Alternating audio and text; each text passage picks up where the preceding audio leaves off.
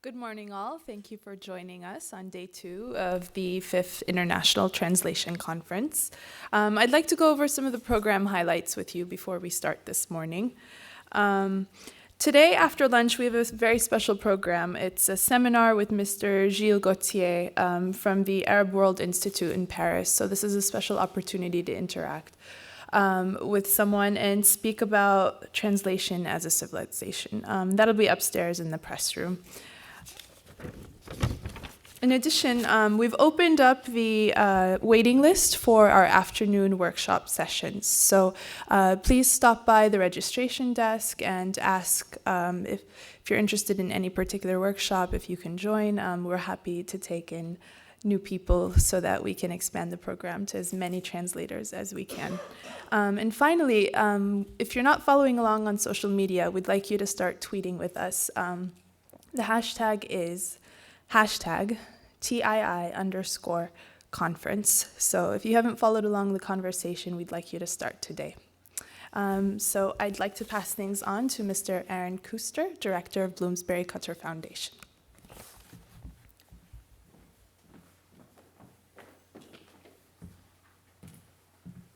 Thank you very much, Lana. And good morning to everybody who made it out here this morning. We are very happy to be part of the 5th translation conference here at Qatar, which started as a CMU event and now has come to a new venue this year. And we are really happy to be partnering with the conference at all over the years. I'd like to thank all the organizers. And I really, when I was sitting here yesterday, I think I would like to do one thing before we go into the proceedings. I would like to give the translators a round of applause who are translating what we speak here. Thank you very much. So when I prepared for this yesterday, and then I prepared a little bit more, and sorry, I won't be long. So what I'm doing today is something very unique in many ways, because I have the pleasure of introducing a Polish professor for Arabic literature, and I'm going to introduce her as a German who is a director for an English-Arabic publisher, and we talk about translations. And clearly, we must be in Doha if something like that happens, because this can really only happen around here. And I was very fascinated by the keynote we had yesterday, and I just thought I should respond to some of those things, because as a German, and we had Goethe around it who translated only a little bit of Hamlet at some stage, I thought we should look into the history of translation in German as well. And what I brought with me here this morning is really one of the books. It's from 1874. It's the 3rd edition of Schlegel-Tieck's translation of Shakespeare. It's the first illustrated version of that. And when you look at Schlegel-Tieck and what they did in the Romantic period in translating Shakespeare, first of all, they worked as a team. So there were 2 translators. There was Wilhelm von Schlegel, and there was Tieck, who worked on this thing together. And I'm still fascinated when we watch on the BBC. They did in the 80s, I think, they did a series of Shakespeare filmings. And when they dub it for German television, they use the original Schlegel-Tieck text from the 18th century to overdub the voice from it. The translation is that good, but it does have its interesting faults. And I went yesterday to the scene between the nurse and Mercutio in Romeo and Juliet. And what is really funny, and I absolutely love that, is that, they arrive, there's a lot of scene, there's a lot of banter going on between them. And I wondered, how would you translate something like that at the time? And actually, they didn't. All they wrote was, in the original now, we have got a couple of jokes and banter, which Schlegel decided not to translate. And this is repeatedly between Mercutio and the nurse, and later on between Romeo and Juliet. So there's an element of interpretation and self-censorship almost nearly in there, where they didn't go all out on the explicits of this translation. And then later on, we have another, I mean, the Schlegeltieg is just a huge part of the literary canon for us in Germany. But so is Erich Fried, and Erich Fried's Shakespeare translation, who is done more in the tradition of the student revolt of the 1968s. And of course, he's all out on the explicits. It's all there. So it's really, really, really going in there. And then finally, just to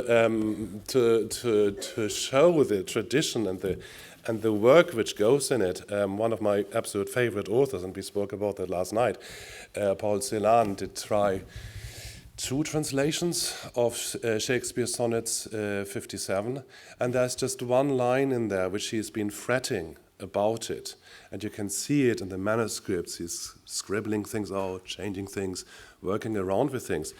And is anybody here who speaks German or understands German? Hurrah, excellent. I can read it in German for you as well, and then I try to translate it back into English. So the English line is, when you have bid your servant once adieu. So what the early Celan does, he goes, wenn Abschied deinem Diener ward Befehl. So he almost takes it totally back out of the W, out of the, makes it very, very neutral, makes it very, very, very cold. And then on the next line, he goes, now on the later translation, he actually introduces a new element into the whole line, which suddenly says, wenn du das Abschiedswort gesprochen vor der Reise, which means roughly when you said your goodbyes before your journey. But the journey wasn't there before. The journey suddenly comes in. And I find that absolutely this playing around with language, which you guys are doing, which we as publishers work with, is something I find absolutely interesting. And also, I mean, it broke Paul Celan's life in a way, because the impossibility of language and the difficulties to talk about language and using language ended up in him killing himself and committing suicide in 1970. Anyway, little excursus, something different. If any of you happen to go to Marbach, this is the German Literary Archive. They do absolutely amazing exhibitions on literature and translation, so picked up that yesterday.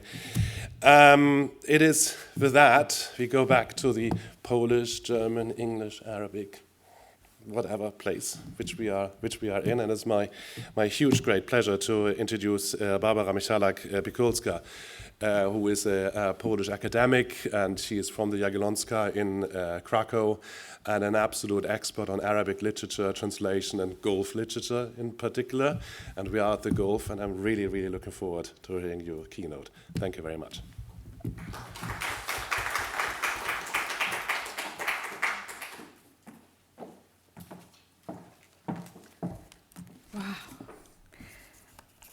Good morning, Salam alaikum. Thank you very much for coming today morning. I know it was very, very long day yesterday. So I would like to tell you maybe something new, maybe not. Maybe not, maybe not. I see one Polish face here. So I would like to talk today about Arabic literature through Polish eyes. Of course, I cannot concentrate on everything, so maybe I could explain some things in discussion.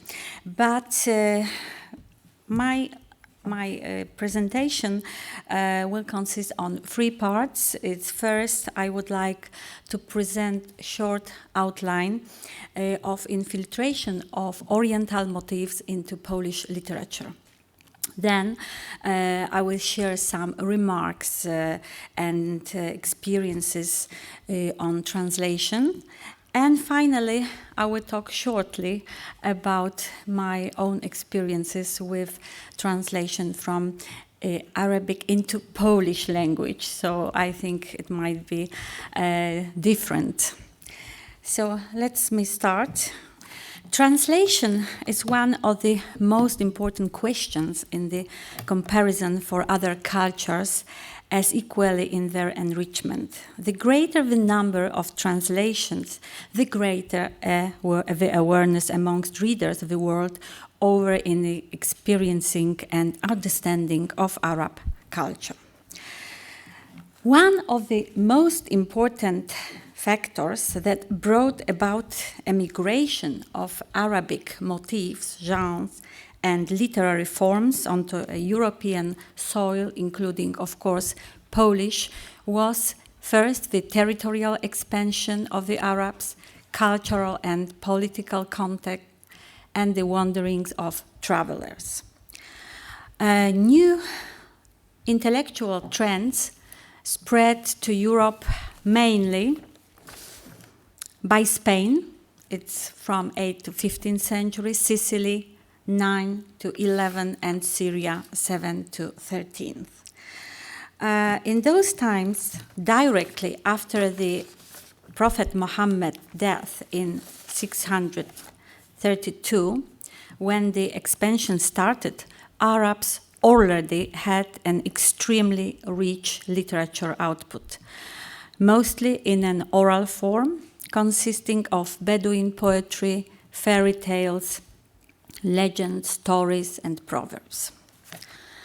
So now I would like to talk about this Polish side. First, in the period of Enlightenment in Europe, lasting from the 17th century to the end of 18th century, Oriental themes infiltrated into Polish mainly through French and France and French language. All credit go for the popularization to Ignacy Krasicki. And he introduced a number of Oriental literary elements into his tales and fiction, which capture masterfully an atmosphere of Arabic origin. They were revealed in his prose works in the form of a tale and in rhyming fairy tales. Krasicki's short story tales are discreetly instructive, presenting in allegoric form the real and actual problems of everyday life. In 1779, he published his fairy tales and parables, and then new fairy tales inspired mainly by La Fontaine's collection of fables, who had himself been inspired earlier by the tales of Luqman, Aesop, and so on.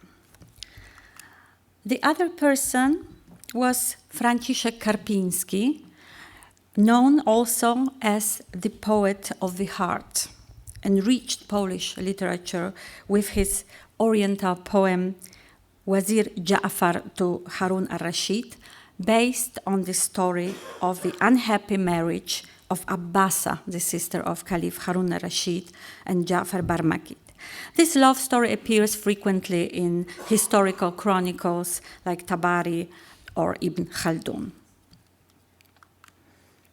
The next one was Jan Potocki, the scholar and writer. Besides his literary description of his journey to the Middle East, wrote his famous novel, a manuscript found in Zaragoza.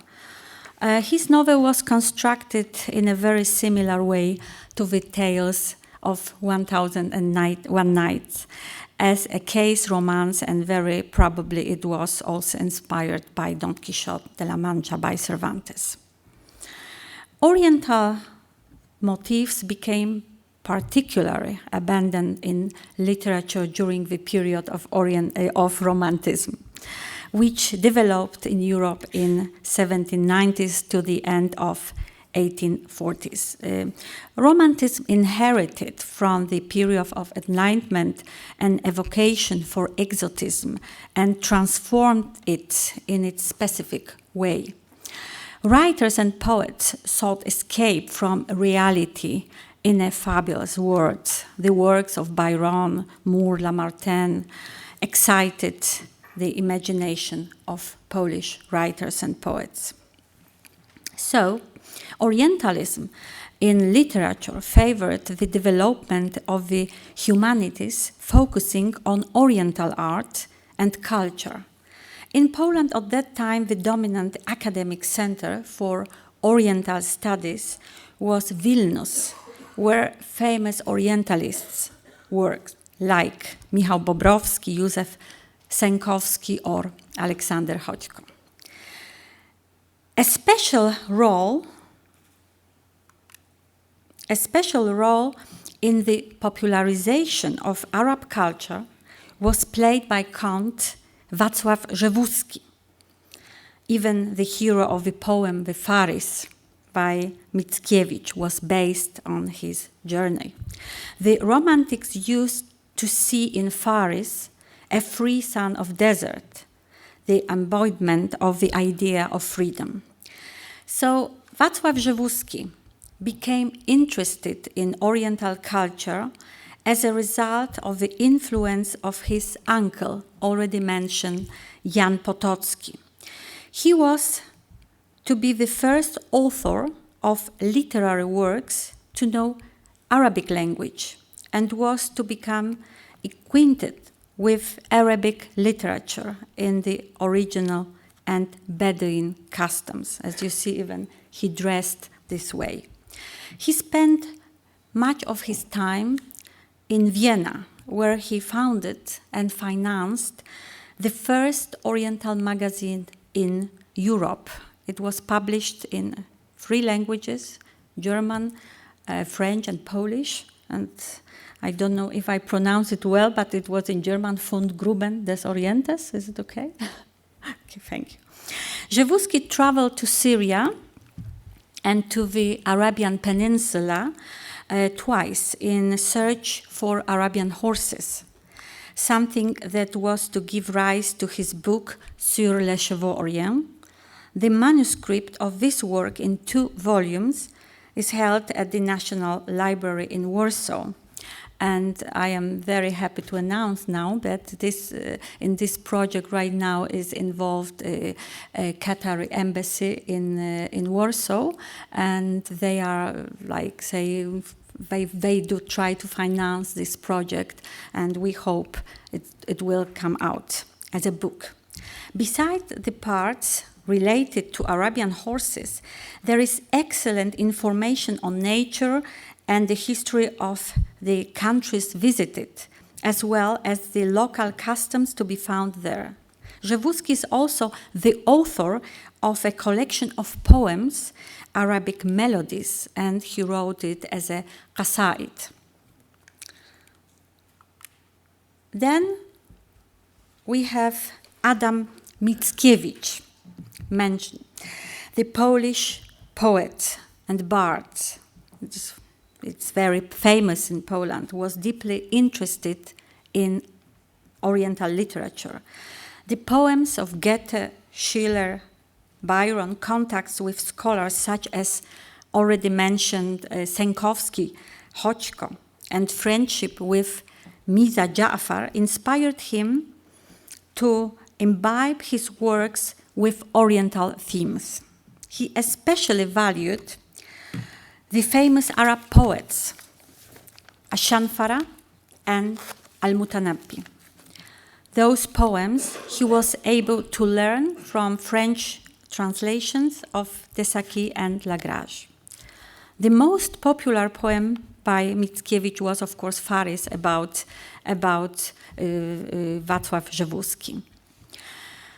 And I will be back to the translation of Mickiewicz works, Al-Mutanabbi and Shanfara in the second part.